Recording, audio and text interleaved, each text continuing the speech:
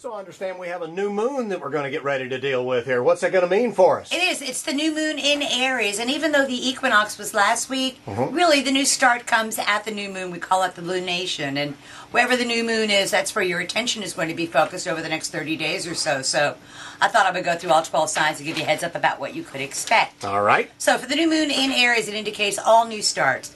Brand new starts for Aries. And Aries are struggling to assert their individuality, their personality, and their rights both inside of relationships and outside of relationships as well. So for the next 30 days or so, even though partners are going to object, it's going to be all about what the Aries wants. For Tauruses, this is the very best time for them to take a vacation, for them to take a mini retreat, for them just to take a step back and try and finish up all of the old things that they have.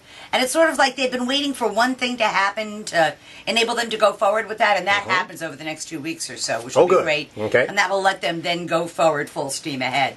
For Geminis, it's time to reach for the brass ring, to go for something that's been a long-term hope, wish, goal, and objective for the Gemini. And the Gemini needs to know that they're not going to be able to do it alone, that they need the help of their well-placed male friends and colleagues to get what it is that the Gemini wants.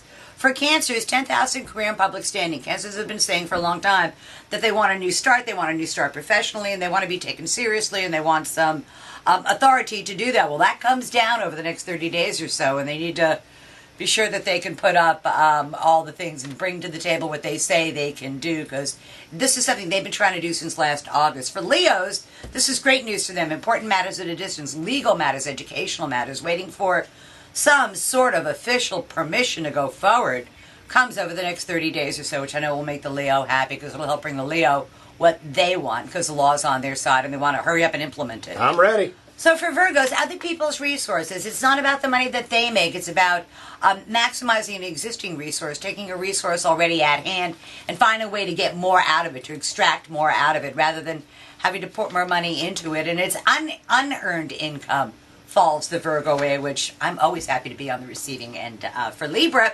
it is this is an interesting thing for Libra. They have, I think, the hardest time with this energy because their partners are making a big stink about what they want and how they want it done, and the partner appears to have the upper hand, and the Libra is going to have to fight for their rights inside of that relationship, and they can't be afraid to ruffle some feathers because Libras are the compromisers of the zodiac. And this time they really can't compromise. They need to get their needs met instead of putting it on the back burner. For Scorpios, this energy is about work and doing their job to the very best of their ability. They have to be really careful because not to step on any toes and not be... There's a difference between being assertive and being aggressive, and Scorpios have to be careful not to be perceived as being aggressive when they're really just trying to assert their rights and get what they want. For Sagittarians, favorite time of year to have a good time. The sun's in their 5th house of love affairs, children, amusement, sports, having just a disco good time is really what the Sagittarian wants to do. All right. And I love that because that equates with baseball starting. For Capricorns, it is in their 4th house of home,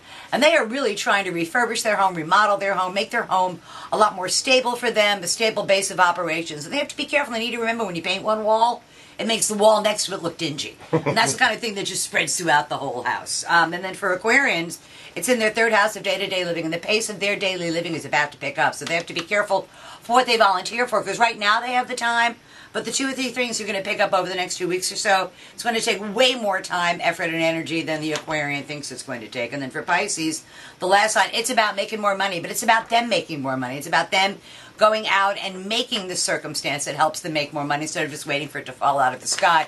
They need to be very assertive and very direct to get what it is that they want, and as a result of that, they'll have more money at the end of their month, which is always a fun thing. So yeah, that's tomorrow's news today for the 12 signs of the zodiac for the new moon this week in the sign of Aries. New moon sounds pretty good to all of us. I like it. New.